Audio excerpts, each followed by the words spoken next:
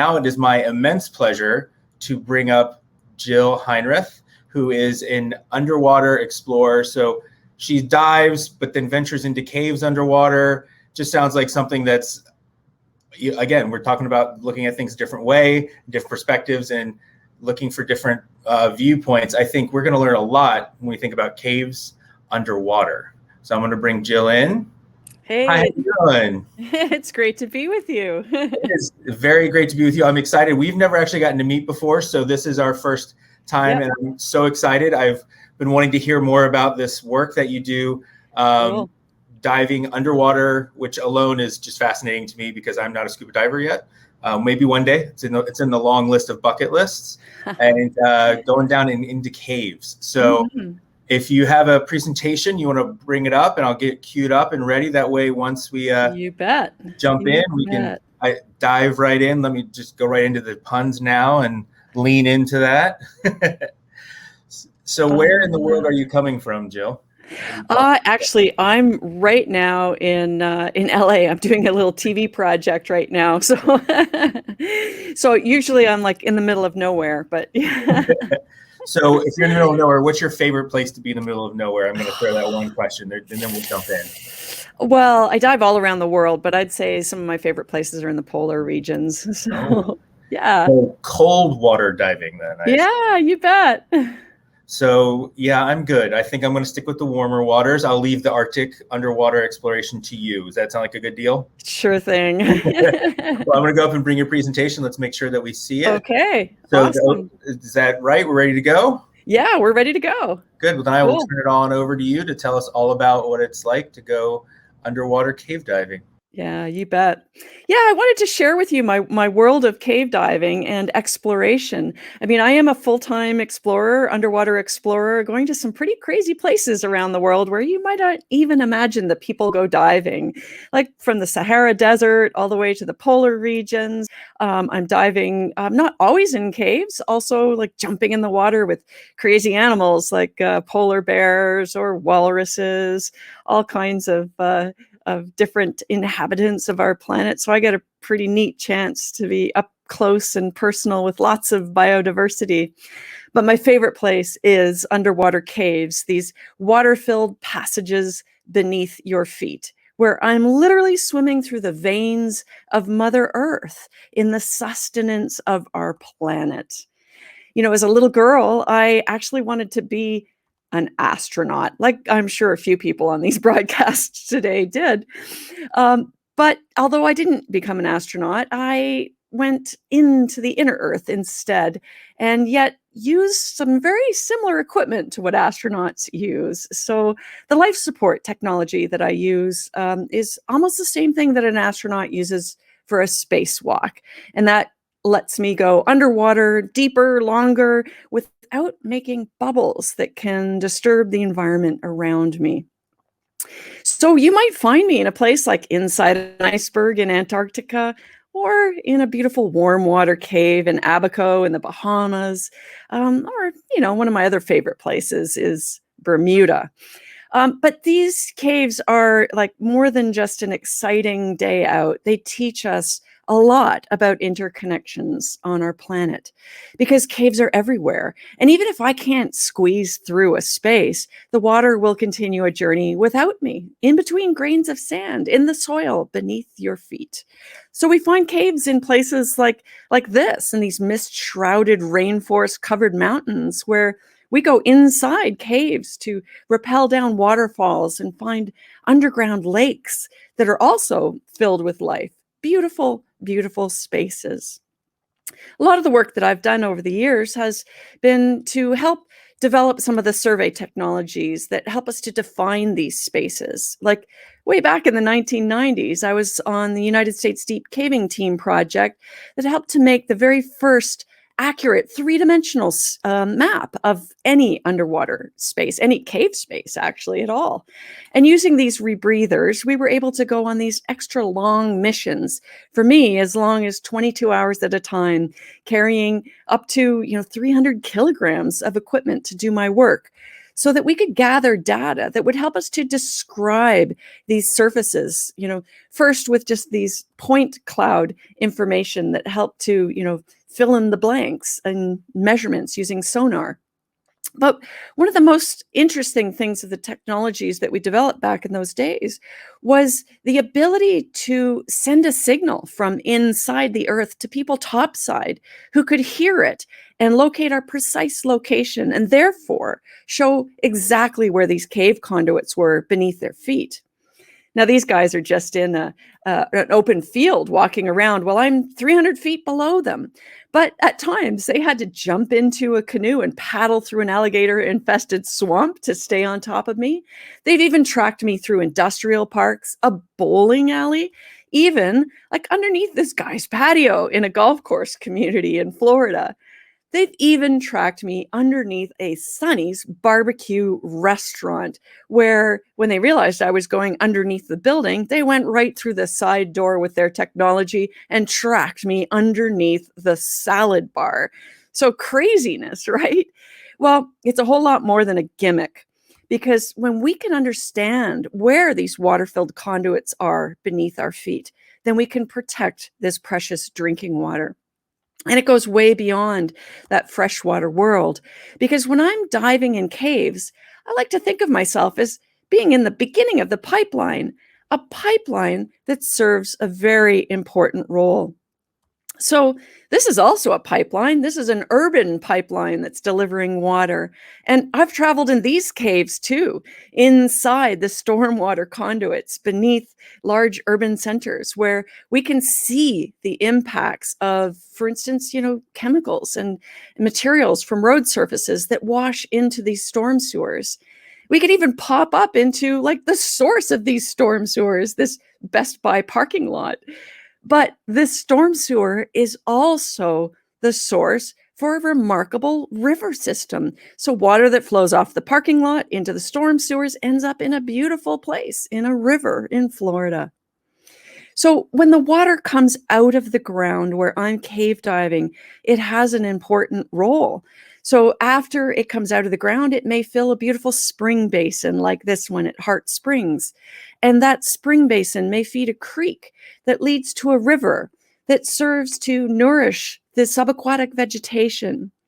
And then that water may go further out into larger rivers, out into estuaries. And well, if it's carrying pollution, then it's going to end up in a place like this. So this is on Florida's coastline, an estuary that's supposed to be nourishing young, nursery, providing a nursery for young fish and things headed out to the ocean.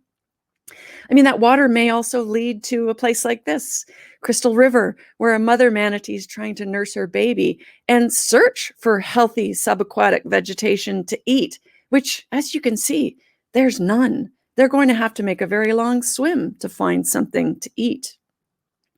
So everything that happens on the surface of the earth soaks into the ground, moves in between grains of sand, might end up in a place where I'm swimming, and also all over the planet.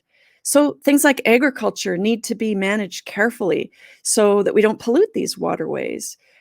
Things like paved surfaces can create concentration points where, bad things, chemicals, pollutants concentrate and then run off of these environments until they can reach a permeable surface like grass and soil where they can soak into the ground. And well, frankly, humanity also tends to move close to these, beautiful water bodies because we like living by the water. But when we move to these water bodies, we tend to alter the landscape and we remove things like forests and riparian zones that help to filter pollutants out of the system before it gets into the water. So I like to tell people that if you plant a house, it's going to be the last crop. And if you remove the natural vegetation and replace it with a lawn, then all you're going to do is put fertilizer, pesticides, and bad things on that surface that are going to end up in the water. And I see that underground as sort of a canary in a coal mine. And that water from this canal will continue to move out to the coast. And we can even see things like algal blooms moving offshore into the Gulf Stream in the Atlantic Ocean, where it can leave Florida and move across the Atlantic and reach other people. So anything that you do on the surface of the earth can affect your oceans and can affect really everybody on the planet. But it's not just like the quality of water that we worry about, it's the quantity. I mean, we need to know where our water comes from, how we might be using too much of it, and how we can preserve it for future generations. And that includes things like thinking about, how we consume water. I don't like to see people commodifying water and putting it into bottles because it creates a lot of waste, but it also means that water is sold to the highest bidder, right? So it's no longer a public resource, but it should be a very basic human right. Now, we can learn so much about water from cave systems. These are like museums of natural history. And one of my favorite places to work is in the Bahamas, in these beautiful caves. See, when the water soaks into the ground in the Bahamas, at one time, these caves were dry, so I wasn't able to swim through them. And that's when these beautiful formations happened. It's kind of like, if you piled up candle wax on the ground, it looks very similar to those stalagmites and stalactites inside that cave.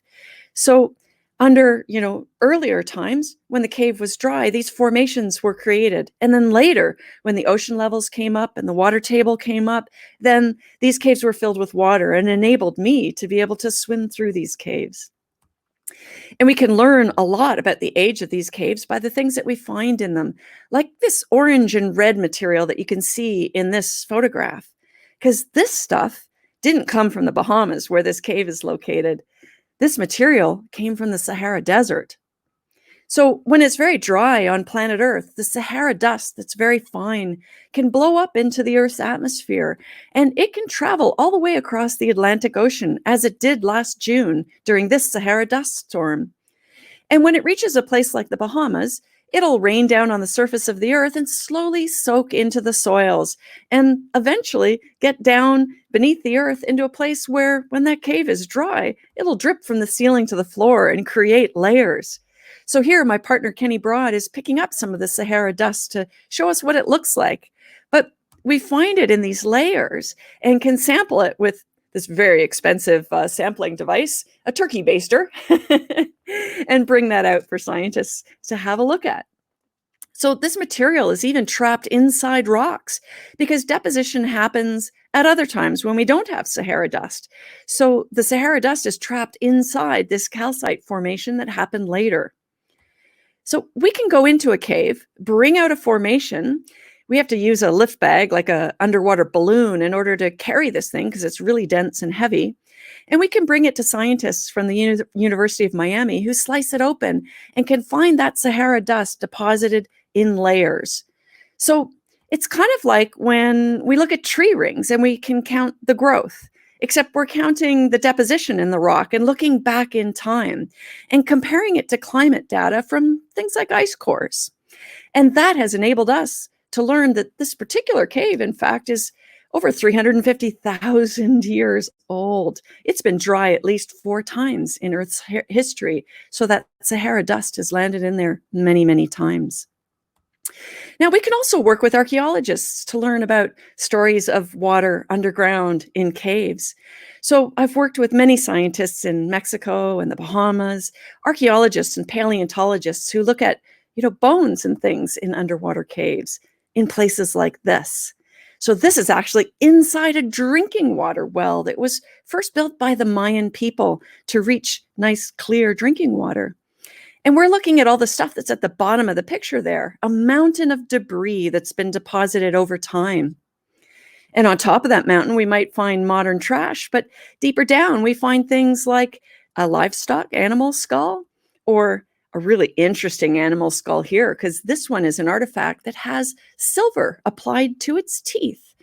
Now, that's a pretty interesting story in and of itself, but it might need an entire presentation for that. But we also find water-carrying vessels that would have been lowered down to gather water when the water table was lower. because the Mayan people probably scattered into this environment when the cities became overcrowded and they started to suffer from drought and needed to find new places to get water. We even find ceremonial vessels in places like this that tell us about the rituals. And we even find the remains of Mayans or Lucayan people, as in the case of the photo on the right. This is a Lucayan from the Bahamas. And this would have been a part of ritual sacrifices in these places, perhaps even to beseech their gods for water. So why is this all important? Looking at old bones or the age of caves or surveying systems? Well, you all know that we, look to other planets for water, for signs of life, but we still know so little about the water on our planet and inside these incredible spaces. But this mapping device that I used back in the 90s is actually a fully autonomous robot mapper now. And this device can swim without me and explore caves and map them in 3 dimensions. And this device's eventual plan is to go to Jupiter's moon Europa and map the liquid ocean beneath the frozen surface. Now, we've just lived through a really weird year, this COVID year, but there's one lesson that we're all going to take away from this year, and that's that a tiny virus on the other side of the planet has infected and affected all of us. We are all connected. All of the water on our planet is connected. So wherever you live on the surface of the earth, whatever you do to the surface of the earth will soak into the ground and be delivered back to you in the water that you drink. So I am so privileged to be able to explore these environments and share these amazing images from these places with you. But I think we should open it up for some questions because there's usually plenty. So have at it. There are definitely going to be some questions about your work. It is absolutely fascinating and exciting. And we do have one question. It's actually the first one, and it's coming in from a 4th grade class. So I want to make sure that we give a shout out to the 4th graders watching and learning all about your work. How did you get started in your job? I'm actually an artist. It was really fun listening to Anand in the earlier presentations. So I'm actually formally trained as an artist, but I think that it takes a great collaboration between artists and scientists to do some of the most creative work these days. There's sort of 2 sides of your brain that you're using. So one day I sat down, I used to own an ad agency, and I said, I want to be creative underwater. I love diving. I love being outdoors. I love science. So I sold everything. I moved to the Cayman Islands and I started working on my photographic abilities and volunteering. So I think one of the best things you can possibly do is get involved in outdoor activities, volunteer. I was also a Girl Guide when I grew up, and that taught me a lot about how to work in the outdoor world. That's great to think of, like, not limiting yourself based on, like, I'm an artist, I can't do these things, or I'm a scientist and I can't do these things. They all go together, and that, I think between you and Anna, you're saying that perfectly. Well, we live in this globally interconnected world, right? So I didn't know what to take at school because I wanted to take it all. I love learning, and every project I do, I get to learn new things. So with this globally interconnected world, just study, just learn. If you need an answer, look it up on the internet and reach out and meet people. And that's how you make connections. Really, if you want an answer, go find it. Like, what's stopping you? Like, ask Google, ask people, try and find things. That's just a great philosophy in life in general. Like, if you want answers, go find them. And that's a great way to think about everything. We've got some more questions coming in. We've got a lot coming in. So this is from a 12th grade world issues course classroom. How were the formations in the caves in the Bahamas formed, and what are they made of? So the water that soaks down through the ground when the cave is dry drips from the ceiling to the floor and piles up over time. And it's calcium carbonate. So that's the sort of crystalline formations that you're seeing. So it's just like the way an icicle forms or the way candle wax drips and piles up on the ground. And then once in a while we get really cool things like that Sahara dust that also get deposited and trapped in the rocks. That is, it's so incredible to think how connected we are. Like you can see, you know, the Sahara dust across oceans. That underground in a cave, like and puts everything in perspective, which I really loved hearing about that, thinking about that. You know, the perspective of I might be sitting right here in Washington D.C., but there might be water under me, and actually there probably is, because there's a bunch of creeks that were paved over. So how has knowing exactly where the waterways are, like if there's one under Sunny's, how has that engaged people to care about their water more? Well, it's changed my life.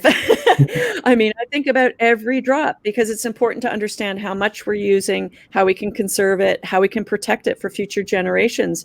Because there's a lot of ways that we use water that we don't even think about. We use water to make clothing. We use water, you know, to make food. And we have a water footprint. And you can Google that, water footprint, and you can start calculating and learning about how many gallons it takes to make a hamburger versus how many gallons it makes to grow a stalk of wheat. And that can help you make good choices about what you want to eat, or, you know, how you might want to reuse things to use less water. We have plenty of water on this planet, but we're running out of clean, fresh resources that we can drink. And the more that we have to treat water to make it clean to drink, or clean for animals, or clean enough for even for our industrial processes, the more expensive it gets. And that's not very sustainable. So yeah, we can all look at our water footprint. So speaking of water footprint and the fact that you're thinking about all of that, you mentioned space a lot. So I want to kind of ask about space, and you know, being aware of everything you utilize, I feel, is a huge part of space, but it's also part of underwater diving and exploration. How do you manage to dive and keep all of that in mind? Like you're gonna have the oxygen, you've got to get back, you've got to do all these things. What's that like to be that, you know, aware of everything around you? You know, one of the Apollo astronauts, Gene Cernan, once told me that what I do is much more dangerous than what he does, because when I go inside a cave system and I'm managing my life support and I'm shooting a camera and I'm doing scientific experiments, I don't have a mission control to call for help. So if something goes wrong, the best people to save me are already in the cave with me, right?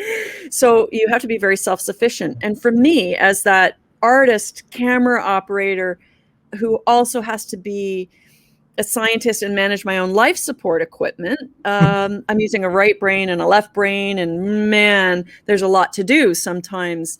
I have to be very patient, very pragmatic, and thoughtful about everything I do.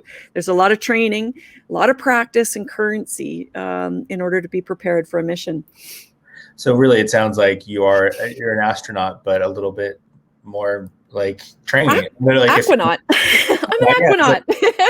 It's so similar, the same thing. And it's incredible to think that the technology you're using, like you can talk between 300 feet of dirt, soil, like rock, and you're creating these robots and submersibles that are going to eventually go to, you said Europa, which is Jupiter's moon, Europa. Yeah. And so what are you doing down here? I want a little bit more about that. Like, what are you doing down here with that to prepare for space? So, you know, a lot of what I do is test piloting of new technologies. So whether that's survey equipment, like that mapping device that I drove back in 97, 98, has taken all this time to become an autonomous robotic mapper. But I've still been involved with that for 20 years, like documenting the progress, volunteering sometimes for, you know, missions and projects to help out with the team.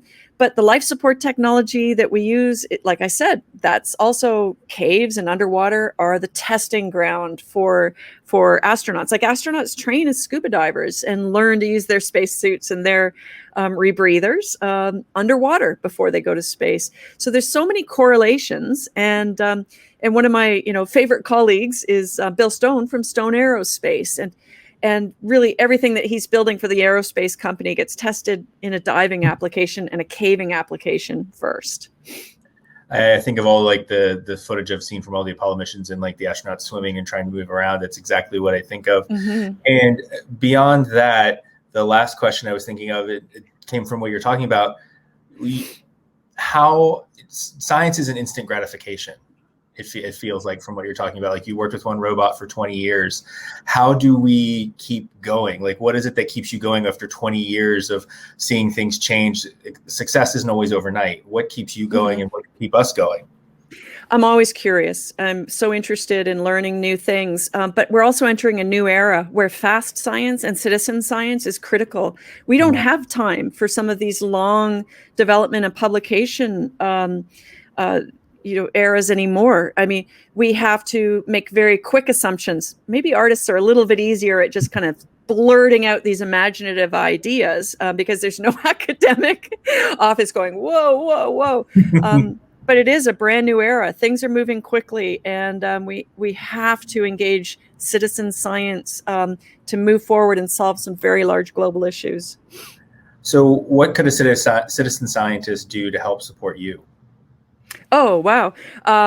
Well, there's so many ways for citizen scientists to get to get involved. I would say, like, reach out to me at intotheplanet.com, because I think there's more than than I can elaborate on right here now. But there's many organizations to get involved in, from National Geographic to the Explorers Club to Explorers Connect in the UK, where you can volunteer and get involved in people's projects. That's so cool to think that, anyone could help out and be part of science and be invested and help create and find something new. Yeah. So that is a great way, I think, to wrap up our segment with Jill Heinerth, and thank her very much, everyone. Virtual round of applause for talking with us and sharing her underwater world with all of us. And we're going to close out this session. I'll say goodbye to Jill, and we'll move over to the next one.